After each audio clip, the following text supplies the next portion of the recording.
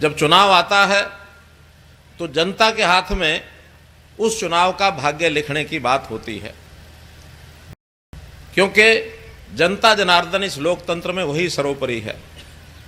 जैसा चाहेगी वैसा करेगी। पूर्व चुनाव की बातें बहुत की गई यहां।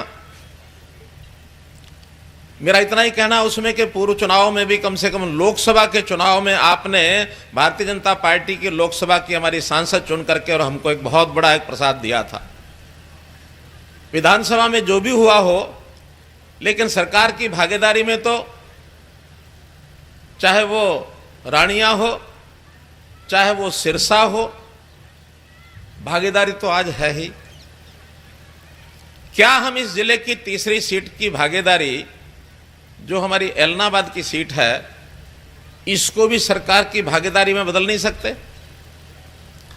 उस समय नहीं बदली होगी, आज फिर मौका आया, बदल सकते हैं। अभी 5 साल में समय थोड़ा निकला है, ज्यादा बाकी है। 2 ही साल निकले हैं, आज पूरे 2 साल हुए हैं हमारी सरकार को बने हुए। 27 अक्टूबर को हमने शपथ ग्रहण किया था, आज 26 तारीख है। और मैं समझता हूं 2 साल के पूर्ण होने पर ये एक सभा, उसकी समाप्ति, 2 साल की समाप्ति पर हम अपनी बातचीत को आपके सामने रखने का एक अवसर लेंगे।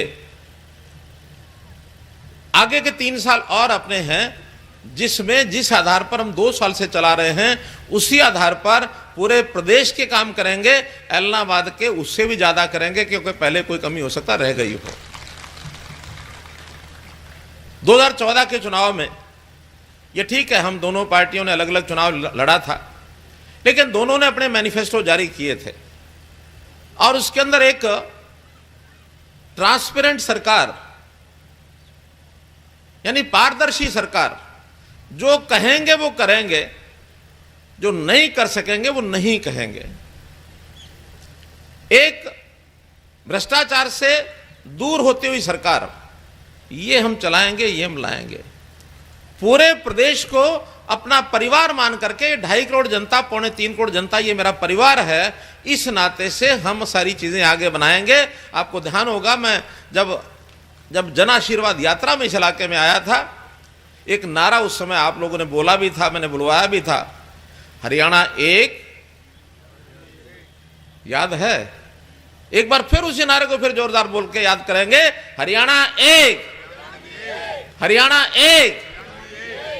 अर्थात जब हम हरियाणा एक मानते तो सारे हरियाणा में भी एक हैं, भेदभाव करके नहीं चलेंगे। लोकतंत्र में सीट कोई किसी को आए, राज किसी का आए, लेकिन जनता का भाईचारा ये तो बना के रखना है ना।